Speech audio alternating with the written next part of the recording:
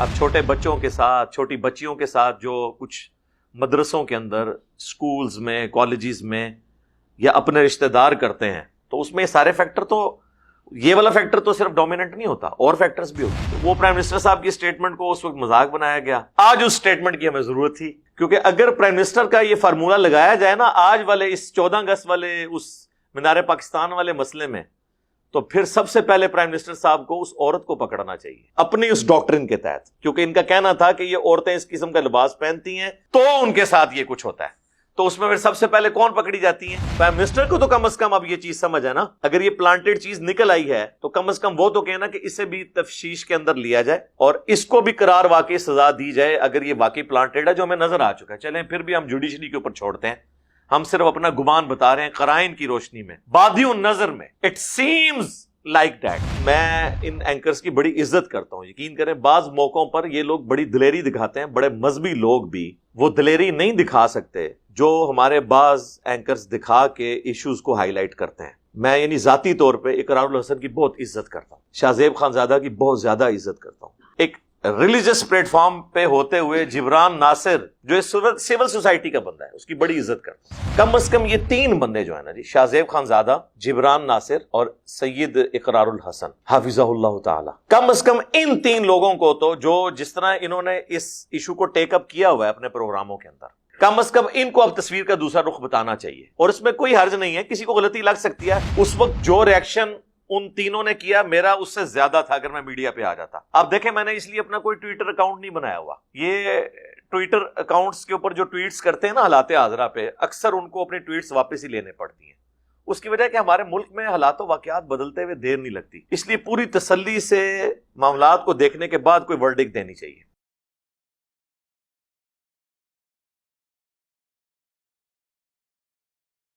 السلام علیکم۔ لا حول ولا قوة الا بالله حسبنا الله ونعم الوکیل یا حی یا قیوم برحمتک استغیث۔ یہ تو مجھے لگتا ہے کسی نے نا کوئی بڑی انٹلیکچوئل ترتیب لگائی ہوئی ہے۔ پہلا سوال جو ہے نا وہ 14 اگست والا لکھا ہوا ہے جی۔ 14 اگست کے موقع پر عورت سے شرمناک حرکت پر آپ کی کیا رائے ہے؟ عورت کے پردے سے متعلق اسلامی احکامات کیا ہیں؟ عورت کے ساتھ تو کم شرمناک حرکت ہوئی ہے، مردوں کے ساتھ زیادہ شرمناک حرکت ہوئی ہے۔ وہ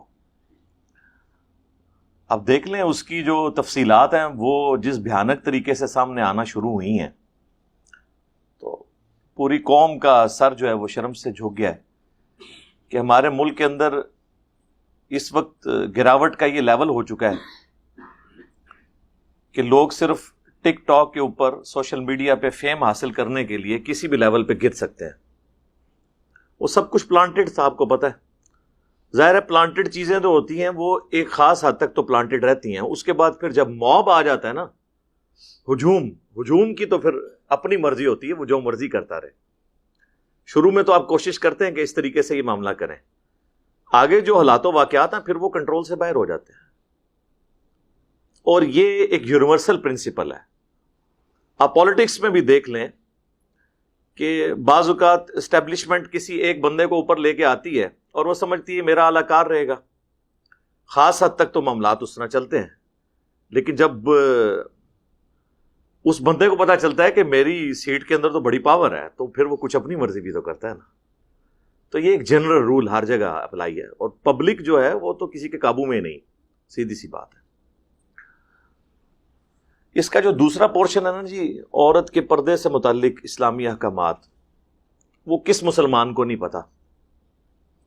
اس کے اوپر اگر ہم گفتگو کرتے ہیں تو ہمیں لوگ کہتے ہیں یہ آرتھوڈاکس ہیں، فنڈامنٹلسٹ ہیں، اور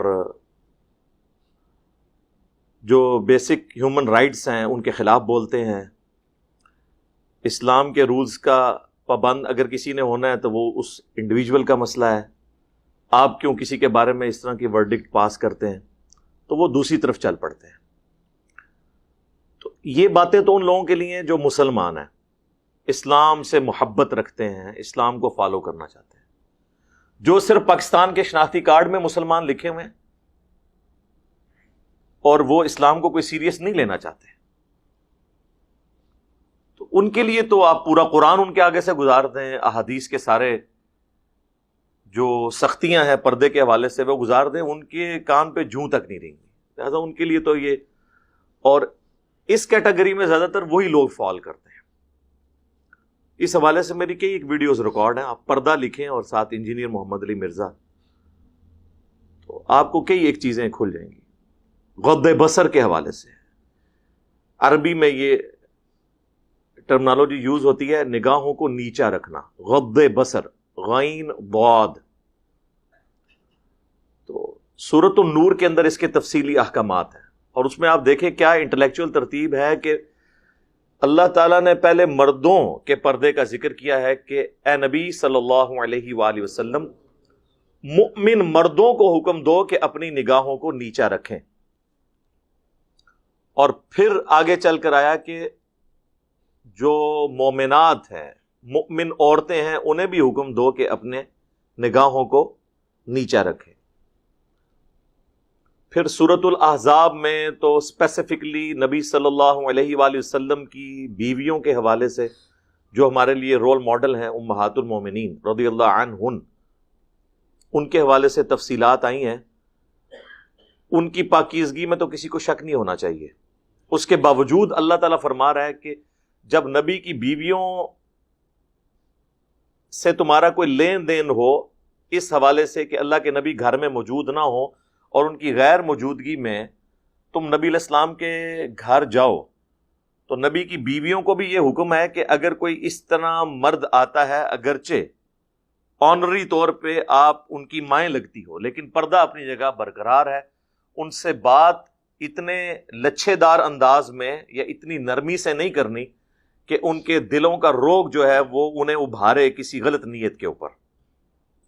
یعنی نبی کی بیویوں کو جو امت کی مائیں ہیں انہیں بھی یہ حکم ہے کہ انہوں نے گفتگو لچھے دار انداز میں نہیں کرنی اپنی اولاد کے ساتھ. بگوٹم تو نہیں ہے لیکن آنری طور پہ تو اولاد ہے. النبی اولا بالمؤمنین من انفسہم وازواجہ امہاتہم، نبی مومنین پر ان کی جانوں سے بڑھ کر حق رکھتے ہیں، اور نبی کی بیویاں امت کی مائیں ہیں صلی اللہ علیہ وآلہ وسلم. تو ان کے لیے اتنا سخت حکم آیا ہے پردے کے حوالے سے. خیر یہ تو ڈیٹیلز ہیں، میں صرف اشارتاً چند ایک چیزیں اس میں مینشن کر رہا ہوں. اس ٹاپک کے اوپر صرف اسی کو ایڈریس کیا جائے، اس کی ساری تفصیلات تو 1-1.5 گھنٹہ چاہیے. اس وقت یہ ٹاپک اتنا اہم نہیں ہے، ہر مسلمان کو پتہ ہے کہ پردے کی کیا اہمیت ہے. اصل جو ٹاپک اہم ہے وہ یہ 14 اگست کے اوپر جو یہ تماشا ہوا. دیکھیں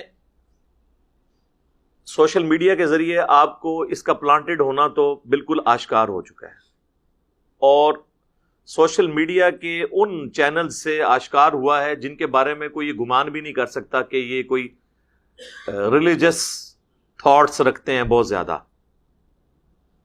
مثلا اس وقت پاکستان میں چند ٹاپ پہ جو سوشل میڈیا کے چینلز ہیں جن کی ویورشپ ہمارے مین سٹریم کے چینل سے بھی زیادہ ہے یوٹیوب کے اوپر، ان میں سے ایک اردو پوائنٹ ہے جنہوں نے میرا بھی انٹرویو کیا تھا، آپ کو پتا ہے.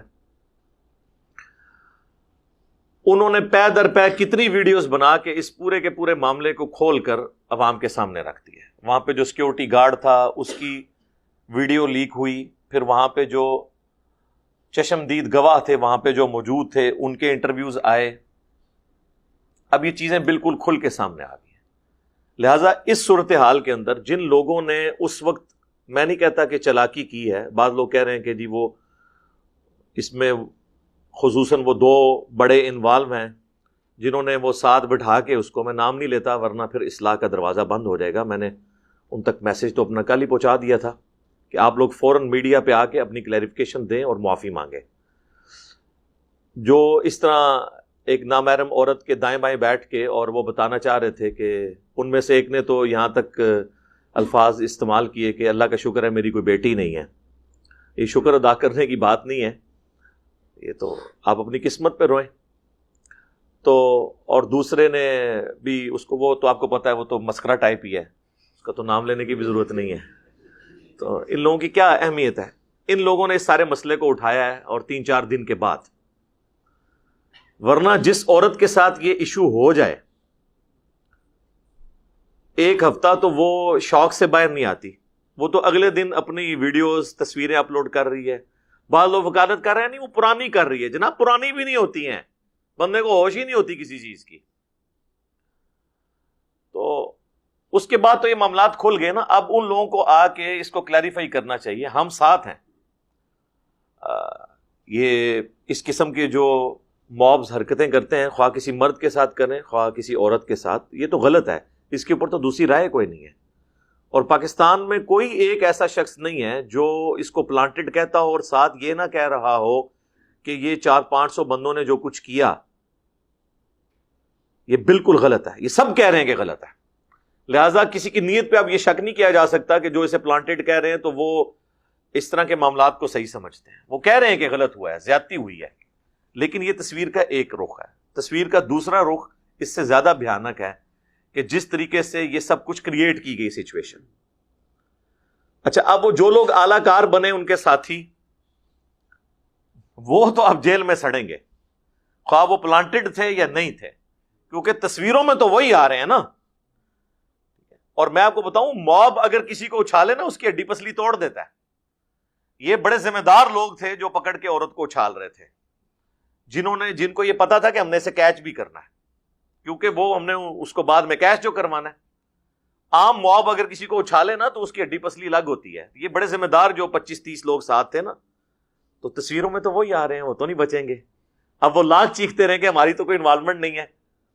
ٹھیک ہے جی، ہم تو ساتھ اس کے سپورٹر تھے، یا ہم تو یہ ویڈیو بنانے کے چکر میں تھے. اب جو مرضی چیخیں، دونوں صورتوں میں یہ پھنستے ہیں. تو اس پوری صورتحال کے اندر جس طرح ہمارے پرائم منسٹر صاحب نے کچھ عرصہ پہلے آپ کو پتا ہے ایک سٹیٹمنٹ دی تو بڑا ہنگامہ کھڑا ہو گیا تھا. میں بھی کہتا ہوں کہ پرائم منسٹر کو اس طرح کی سٹیٹمنٹس دیتے وقت 3-4 دفعہ اول و آخر اعوذ باللہ من الشیطان الرجیم پڑھ لینا چاہیے، اس حوالے سے کہ اس کو کلیریفائی بار بار کریں کہ میری اس سٹیٹمنٹ کا مطلب کوئی غلط نہ لے. اس کو میں اعوذ باللہ من الشیطان الرجیم سے تشبیہ دے رہا ہوں. جب آپ کوئی خطرناک اس طرح کی بات کر رہے ہوتے ہیں تو بار بار اسے کلیریفائی کریں. اب دیکھیں میں کتنے سینسٹیو ٹاپکس کے اوپر بات کرتا ہوں تو اول و آخر میں کئی جملوں کو بار بار ریپیٹ کرتا ہوں. اس کے باوجود لوگ کلپیاں کاٹ لیتے ہیں چھوٹی چھوٹی میرے خلاف. لیکن کم از کم میرے پاس کچھ بتانے کا تو ہوتا ہے نا کہ اس کو پورا آپ دیکھیں میں نے کیا بات کی ہے. تو پرائم منسٹر صاحب جب یہ سٹیٹمنٹ دے رہے تھے کہ یہ بے حیائی جو کچھ ہو رہی ہے اس کے اندر عورتوں کے لباس کا دخل ہے، تو ان کی ذمہ داری تھی کہ ایک آدھ دفعہ نہیں اس بات کو بار بار ریپیٹ کرتے کہ یہ ایک فیکٹر ہے، صرف یہ فیکٹر نہیں ہے، پلس اس ایک فیکٹر کی وجہ سے جو بندہ وکٹم ہے اس کا ہم ساتھ دینا چھوڑ نہیں سکتے اور نہ ظالم کو کنڈیم کرنا چھوڑ سکتے ہیں. یہ بار بار اس کو ریپیٹ کرتے، جس طرح کے بعد کے انٹرویوز میں پھر وہ جسٹیفیکیشن دے رہے ہیں کہ نہیں میری بات کو. پھر ایک انٹرویو میں تو وہ اتنے سرنڈر کیے ایک انٹرنیشنل میڈیا کو دیتے ہوئے کہ انہوں نے اپنی بات اس بات سے بھی پیچھے ہٹ گئے اور پھر صرف اس پہ آ گئے نہیں جی یہ کوئی وجہ نہیں ہے. یعنی وہ اپنی بات کو ہی بالکل انہوں نے چلے ان کی زبان میں یو ٹرن لے لیا، جس بات پہ یو ٹرن نہیں لینا چاہیے تھا اس پہ لے لیا. ہاں اس میں صرف یہ ہے کہ ساتھ دائیں بائیں چیزیں لگاتے کہ جی اس طریقے سے یوں تھا. تو میں نے اس سینس میں بات کی تھی یہ ایک فیکٹر ہے، ہم نہیں کہتے کہ یہی فیکٹر ہے، نہ ہم یہ کہتے ہیں کہ جو لوگ اس فیکٹر کے ساتھ جڑے ہوئے نہیں ہوتے ہیں ان کے ساتھ زیادتی نہیں ہو رہی ہوتی. اب چھوٹے بچوں کے ساتھ، چھوٹی بچیوں کے ساتھ جو کچھ مدرسوں کے اندر، سکولز میں، کالجز میں یا اپنے رشتہ دار کرتے ہیں تو اس میں یہ سارے فیکٹر، تو یہ والا فیکٹر تو صرف ڈومیننٹ نہیں ہوتا، اور فیکٹرز بھی ہوتے ہیں. تو وہ پرائم منسٹر صاحب کی سٹیٹمنٹ کو اس وقت مذاق بنایا گیا. آج اس سٹیٹمنٹ کی ہمیں ضرورت تھی، کیونکہ اگر پرائم منسٹر کا یہ فارمولہ لگایا جائے نا آج والے اس 14 اگست والے اس مینار پاکستان والے مسئلے میں، تو پھر سب سے پہلے پرائم منسٹر صاحب کو اس عورت کو پکڑنا چاہیے اپنی اس ڈاکٹرن کے تحت، کیونکہ ان کا کہنا تھا کہ یہ عورتیں اس قسم کا لباس پہنتی ہیں تو ان کے ساتھ یہ کچھ ہوتا ہے. تو اس میں پھر سب سے پہلے کون پکڑی جاتی ہیں؟ اب اس کا نام بھی میرے لیے اتنا متبرک ہے کہ میں وہ نام بھی نہیں لینا چاہتا. ظاہر ہماری تو ایک عقیدت جڑی ہوئی ہے، ہماری ماں کے نام کے اوپر وہ نام ہے اس کا، تو میں تو نام بھی نہیں لینا چاہتا اس موقع کے اوپر. تو سب سے پہلے تو اسے پکڑنا چاہیے پرائم منسٹر کی ڈاکٹرن کے مطابق. پرائم منسٹر کو تو کم از کم اب یہ چیز سمجھ ہے نا، اگر یہ پلانٹیڈ چیز نکل آئی ہے تو کم از کم وہ تو کہنا کہ اسے بھی تفتیش کے اندر لیا جائے اور اس کو بھی قرار واقعی سزا دی جائے اگر یہ واقعی پلانٹیڈ ہے، جو ہمیں نظر آ چکا ہے. چلیں پھر بھی ہم جوڈیشری کے اوپر چھوڑتے ہیں، ہم صرف اپنا گمان بتا رہے ہیں قرائن کی روشنی میں. بادی النظر میں اٹ سیمز لائک دیٹ، وہ کہتے ہیں نا یہ تو بادی النظر میں ایسے نظر آ رہا ہے. تو پرائم منسٹر صاحب کو تو یہ معاملہ کلیئر ہے. باقی وہ اینکرز، میں ان اینکرز کی بڑی عزت کرتا ہوں. یقین کریں بعض موقعوں پر یہ لوگ بڑی دلیری دکھاتے ہیں، بڑے مذہبی لوگ بھی وہ دلیری نہیں دکھا سکتے جو ہمارے بعض اینکرز دکھا کے ایشوز کو ہائی لائٹ کرتے ہیں.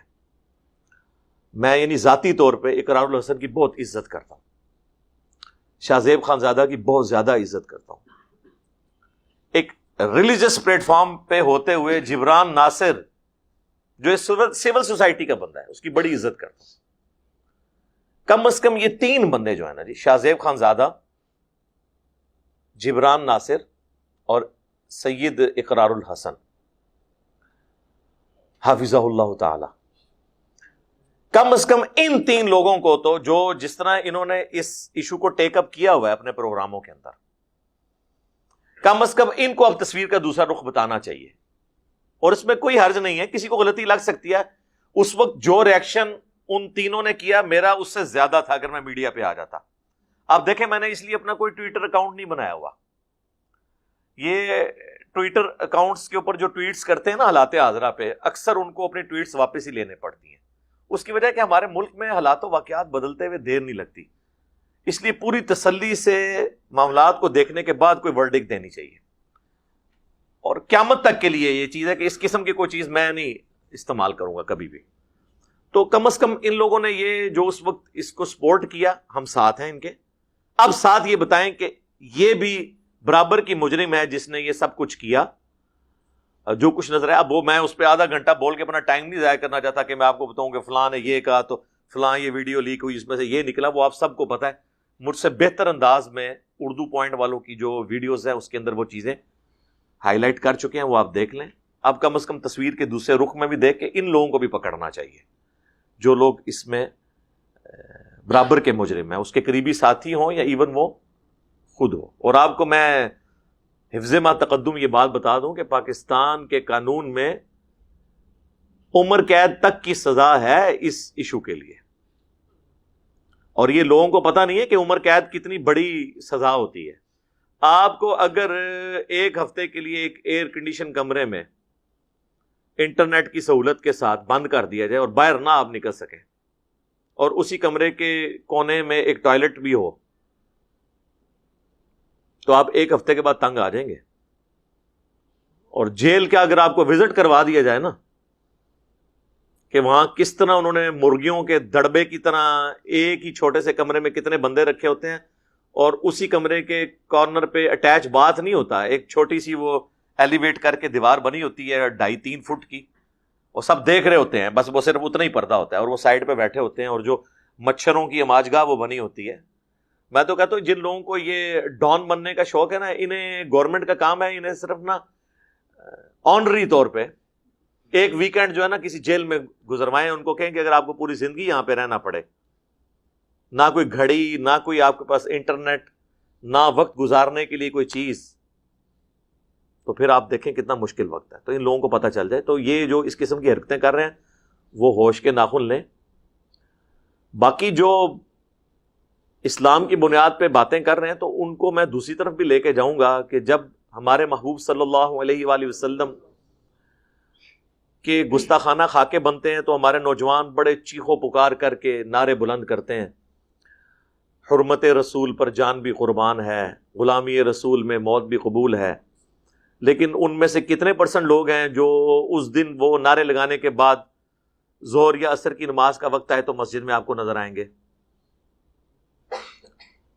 ان میں سے کتنے لوگ ہیں جو یہ کہیں کہ نبی علیہ السلام کے خاکے بناتے ہوئے انہوں نے آپ صلی اللہ علیہ وآلہ وسلم کی مبارک داڑھی میں بم دکھایا ہے تو چلو آج ہم داڑھی کی نیت کرتے ہیں؟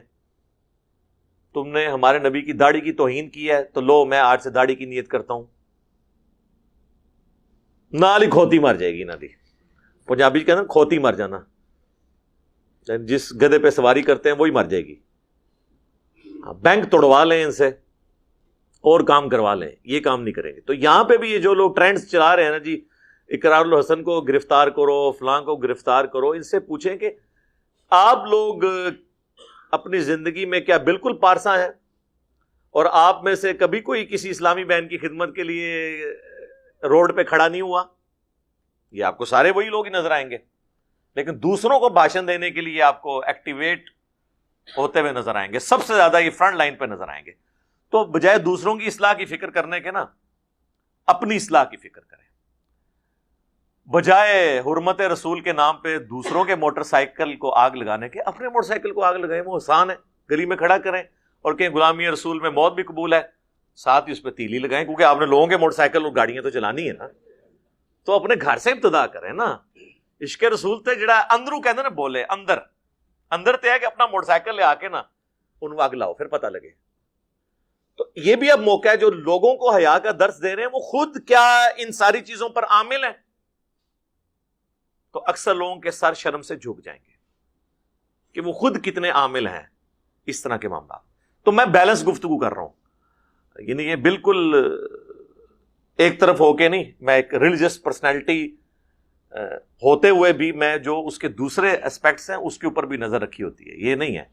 میں یہ کہتا ہوں کہ ہر بندے کو اپنی مرضی کے مطابق زندگی گزارنے کا حق ہے, خواہ وہ ہندو ہے, عیسائی ہے, یہودی ہے, کوئی لبرل ہے, ایتھیسٹ ہے, لیکن اسے یہ حق حاصل نہیں ہے کہ وہ دوسروں کے معاملات کے اندر اس حوالے سے دخل کرے کہ امن کی جو صورتحال ہے وہ برباد ہو جائے کسی ملک کے اندر. یہ تو آپ کو کوئی بھی کرنے کی اجازت نہیں دے گا. دیکھیں, امریکہ کا پریزیڈنٹ بھی اگر پکڑا جائے نا کہ وہ شرابی ہے یا اس نے کسی عورت کے ساتھ منہ کالا کیا ہے تو وہ پریزیڈنٹ نہیں رہ سکتا. حالانکہ وہاں تو یہ کوئی بری چیز بھی نہیں ہے, لیکن وہ بھی یہ سمجھتے ہیں کہ اس پوسٹ کے لیے یہ بندہ چاہیے کیونکہ وہ ہمارا فرنٹ کا ایک چہرہ ہے. اور یہ ہمارے فرنٹ کے چہرے 14 اگست کے اوپر کیا حرکت کی ہے ان لوگوں نے. پھر اسی طریقے سے آپ دیکھ لیں کہ وہ ہمارے مولویوں کی پٹی پڑھانے کے اوپر رنجیت سنگھ کا جو مجسمہ ہے وہ بھی ایک بندے نے جناب نعرے مارتے ہوئے توڑ دیا. میں آپ کو اکثر کہتا ہوں کہ یہ ان کو جو نعرے سکھا رہے ہیں نا, گستاخ رسول کی ایک ہی سزا سرطان سے جدا, گستاخ رسول تو ان کے پاس کبھی آنا ہی نہیں ہے کیونکہ یہ تو فرانس پہنچ نہیں سکتے, یہ تو امریکہ پہنچ نہیں سکتے. تو یہ کہتے ہیں اتنی دور سے امپورٹ کرنے کی بجائے ہم لوکل اپنے گستاخ خود کریٹ کریں اور ان کی ہم گردن مروڑیں تاکہ ہم جنت میں پہنچ جائیں. تو پھر یہ مسلمانوں کو جان بوجھ کے گستاخ ڈکلیئر کریں گے, انہیں قتل کر کے اپنی جنت پکی کریں گے. ان تک تو یہ پہنچ نہیں سکتے. دنیا کا امن ان لوگوں نے برباد کر دیا, تو وہ مجسمے توڑ رہے ہیں, اس قسم کی حرکتیں کر رہے ہیں. پھر ایک اور ویڈیو کل منظر عام پہ آئی مین میڈیا کے اوپر ہی, جس میں وہ رکشے والی ویڈیو بھی آپ دیکھیں.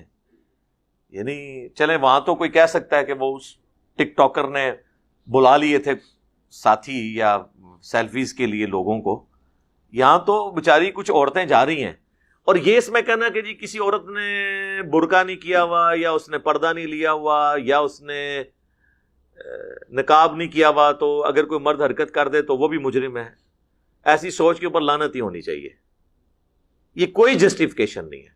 یہ آپ اس عورت کو تو ضرور کہہ سکتے ہیں کہ تم پردے کا اہتمام کرو, لیکن اس کی بنیاد کے اوپر کسی کو نہیں آپ دوسرے کو تو کلین چیٹ نہیں اس حوالے سے دے سکتے کہ اسے کیسے رائٹ حاصل ہے.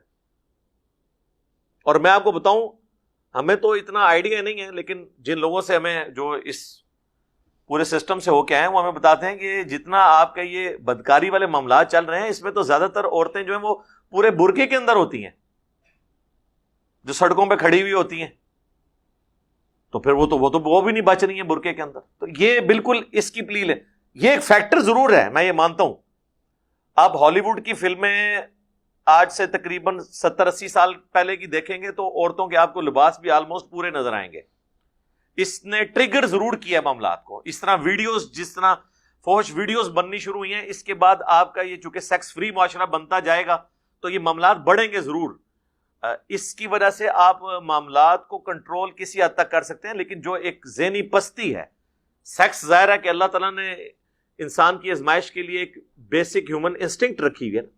زُيِّنَ لِلنَّاسِ حُبُّ الشَّهَوَاتِ مِنَ النِّسَاءِ.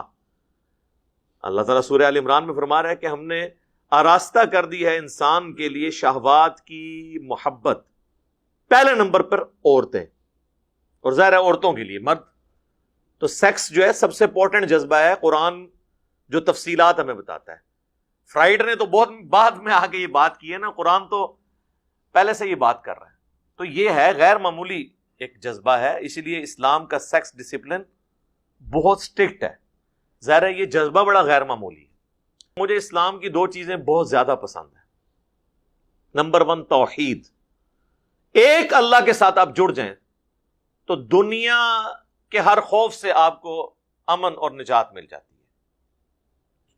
ہر خوف سے، چاہے وہ کسی انسان کا ہو، کسی واقعے کا ہو، کسی صدمے کا ہو. انا للہ و انا الیہ راجعون. توحید اسلام کی سب سے بڑی خوبصورتی. اور دوسری سیکس ڈسپلن. یہ اتنا سٹرکٹ ڈسپلن ہے، نگاہیں نیچی رکھنی ہے. جامع ترمذی میں حدیث ہے جہاں پہ 2 غیر محرم مرد و عورت ہوتے ہیں، تیسرا شیطان ان میں ہوتا ہے. بخاری مسلم دونوں میں حدیث ہے. نبی الاسلام نے جب پردے کے احکامات بیان کیے تو کسی نے پوچھا دیور، فرمایا دیور تو موت ہے. دیکھیں نا کتنے سٹرکٹ قوانین ہیں پردے کے حوالے سے. اور سورۃ النور تو ایپیکس ہے کہ اپنی نگاہیں نیچی رکھنی ہے، جہاں سے سارے معاملات شروع ہوتے ہیں. مردوں کو بھی حکم، عورتوں کو بھی حکم. پھر سورۃ الاحزاب میں سورہ نور کے اندر کس لیول تک انسٹرکشنز آئی ہیں کہ عورتوں کی زیور کی چھنکار بھی باہر سنائی نہ دے. علیحدہ سے اوڑھنی لینی ہے سینے کے اوپر. اور جلباب کا لفظ، گھونگٹ کا لفظ استعمال ہوا ہے. لوگ کہتے ہیں چہرے کا پردہ کدھر ہے؟ گھونگٹ میں چہرے کا پردہ نہیں ہوتا، یعنی وہ آگے کر کے ایسے لٹکایا کرتا. اس کا تو یہ شکر کریں، برقع تو بڑا آسان ہے پہننا. اور ابھی بھی آپ انٹیریئر انڈیا میں چلے جائیں، ہندوؤں کے اندر بھی وہ گھونگٹ چل رہا ہے. گھونگٹ تک کا جلباب کا ذکر ہے. پھر اس کو تو چھوڑ دیں. بخاری مسلم دونوں میں حدیث ہے جو حدیث افک ہے، جو ام عائشہ سلام اللہ علیہا پر تہمت لگی تھی.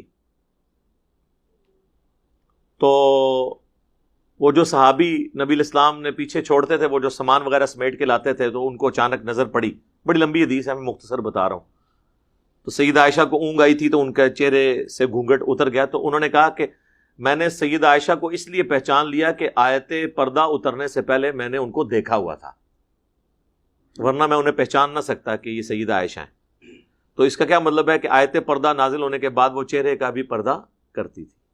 جب ہم یہ بتاتے ہیں پھر غامدی صاحب کہتے ہیں نہیں، وہ امہات المومنین کے لیے تو چہرے کا پردہ ہے، عام عورتوں کے لیے نہیں ہے. اچھا، تو عام عورتوں نے لیڈی ڈیانا کو اپنا آئیڈیل بنانا ہے یا امہات المومنین کو اور نبی الاسلام کی بیٹیوں کو اپنا آئیڈیل بنانا ہے؟ کوئی بات ہے کرنے والی؟ تو بالکل واضح احکامات موجود ہیں. یار یہ تھوڑا آگے ہو جائے نا، آپ پیچھے جگہ کم ہوگی.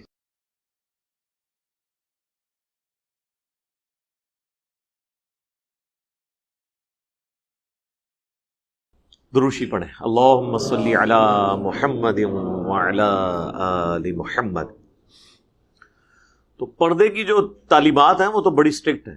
المعجم الکبیر طبرانی میں صحیح سند کے ساتھ حدیث ہے، نبی الاسلام نے فرمایا کہ کسی غیر محرم عورت کو ہاتھ لگانا اس سے بہتر ہے کہ کسی کے سر میں لوہے کی کیل ٹھونک دی جائے. یعنی اگر کسی شخص کو اس عذاب کا پتہ چل جائے تو وہ اپنے سر میں لوہے کی کیل ٹھکوانے کے لیے تو تیار ہو جائے، لیکن اس گناہ کے عذاب سے وہ چھٹکارا حاصل کر لے. تو اسلام میں بہت سٹرکٹ احکامات ہیں پردے کے حوالے سے. اور پھر انٹریکشن، اور آپ یہ دیکھیں یہ ٹک ٹاک جو ہے اس وقت ہمارے لیے مصیبت ہی بن گئی ہے. میں نہیں کہتا اس کا سارا یوز جو ہے وہ نیگیٹو ہے، پازیٹیو یوز بھی ہے. اور پھر دیکھیں لوگ آگے کہہ رہے ہوتے ہیں جی یہ سیلیبریٹیز ہیں، یہ سیلیبریٹیز ہیں، گانا کوئی اور گا رہا ہے، یہ لپ سنگ کر کے سیلیبریٹی بن گئے ہیں. آپ اپنا ٹیلنٹ بتائیں نا کہ آپ کے اندر کیا کوالٹی موجود ہے. اس طریقے سے تو یہ گندے لطیفے سنا کر، یہ عجیب و غریب قسم کی حرکات کر کے، لیکن ساری چیزوں کے باوجود میں یہ کبھی نہیں کہوں گا کہ سوشل میڈیا کے ان پلیٹ فارمز کے اوپر پابندی ہونی چاہیے، کیونکہ پابندی پہلی تو بات ہے آپ لگا ہی نہیں سکیں گے. اب یہ پابندی یہ آلموسٹ آپ سمجھ لیں جس طرح الیکٹریسٹی کو ہم اپنی زندگی سے اب نہیں نکال سکتے نا، یہ بیسک نیڈ بن چکی ہے، یہ اب بیسک نیڈ ہے. اب آپ نے اس کا رخ صرف طے کرنا ہے کہ کس رخ کے اوپر آپ اس کو لے کے جا رہے ہیں. اس حوالے سے بہت زیادہ بولا جا سکتا ہے، باقی آپ کے سامنے ہے صورتحال. اس کے اوپر جو ورڈکٹ دینے کا مقصد یہ تھا کہ جن لوگوں نے فرنٹ سے لیڈ کر کے اس ایشو کو ٹیک اپ کیا ہے، ہم ان کی دل سے قدر کرتے ہیں، لیکن ساتھ ہی ساتھ یہ دوسرے پہلو کو بھی بیان کریں تاکہ یہ پتہ چلے کہ یہ پلانٹڈ جو معاملات ہوتے ہیں، ان معاملات کے اندر قصوروار دوسرے لوگ بھی، تاکہ مستقبل میں آنے والے واقعات رک جائیں، ورنہ یہ چیزیں آئیں گی. بہرحال کم از کم یہ پٹ سیاپے سے یہ فائدہ ہوگا کہ اب لوگ احتیاط کر کے چلا کریں گے انشاءاللہ تعالی، امید ہے انشاءاللہ تعالی. اللہم انی اسألک بانک انت اللہ لا الہ الا انت الاحد الصمد الذی لم یلد ولم یولد ولم یکن له کفوا احد وإلہکم الہ واحد لا الہ الا هو الرحمن الرحیم. الف لام میم اللہ لا الہ الا هو الحی القیوم. اللہم صلی علی محمد وعلی آل محمد. اللہم ربنا آتنا فی الدنیا حسنہ وفی الآخرة حسنة وقنا عذاب النار. اللہم احسن عاقبتنا فی الامور كلها واجرنا من خزي الدنیا وعذاب الآخرة. ربنا آتنا من لدنک رحمہ وَهَيِّئْ لَنَا مِنْ أَمْرِنَا رَشَدًا. اے اللہ ہماری، ہمارے ماں باپ کی، ہمارے بیوی بچوں کی، پوری امت کی تمام دینی، دنیاوی، جسمانی، روحانی، ظاہری، باطنی پریشانیاں، تکلیف، مصیبتیں، دکھ، درد، بیماریاں، دشواریاں دور فرما. اے اللہ ہماری، ہمارے ماں باپ کی، ہمارے بیوی بچوں کی اور پوری امت کی تمام پریشانیوں کو اے اللہ دور فرما کے آخرت میں ان کے عوض اجر عظیم عطا فرما، صبر اور استقامت نصیب فرما. اے اللہ ہمارے ملک پاکستان کی خیر فرما، اندرونی اور بیرونی خطرات سے محفوظ فرما، پورے عالم اسلام کی خیر فرما. اے اللہ پاکستان، افغانستان، عراق، چائنا، فلسطین، شام، جہاں کہیں بھی مسلمان تکلیف میں، اے اللہ ان کی تکلیف کو دور فرما. حاضرین کے دلوں میں جو جو نیک اور جائز دعائیں ہیں اپنی بارگاہ میں قبول و منظور فرما. جتنے لوگ بھی اس دعوت سے جڑے ہوئے ہیں، اللہ ویڈیوز دیکھیں گے، اے اللہ تمام کے دلوں میں جو جو نیک اور جائز دعائیں ہیں اپنی بارگاہ میں قبول و منظور فرما. اے اللہ جن جن بھلائیوں کا سوال تیرے محبوب صلی اللہ علیہ وآلہ وسلم نے تجھ سے کیا، ہمارے حق میں، ہمارے ماں باپ کے حق میں، ہمارے بیوی بچوں کے حق میں، پوری امت کے حق میں قبول و منظور فرما. اور جن جن چیزوں کے شر سے تیرے محبوب علیہ السلام نے تیری پناہ طلب کی، ہمیں، ہمارے ماں باپ کو، ہمارے بیوی بچوں کو، پوری امت کو ان چیزوں کے شر سے اپنی پناہ عطا فرما. اے اللہ حاضرین کے دلوں میں جو جو نیک اور جائز دعائیں ہیں قبول فرما. حاضرین کے گھر والوں میں جو کوئی بیمار ہیں انہیں شفا عطا فرما. حاضرین کے اے اللہ جو چھوٹے بڑے رشتہ دار فوت ہو چکے، جتنے بھی مسلمان آج تک فوت ہوئے، اے اللہ ان کی مغفرت فرما. اللہم اغفر لحینا ومیتنا وشاہدنا وغائبنا وصغیرنا وکبیرنا وذکرنا وانثانا. اللہم من احییتہ منا فاحیہ علی الاسلام ومن توفیتہ منا فتوفہ علی الایمان.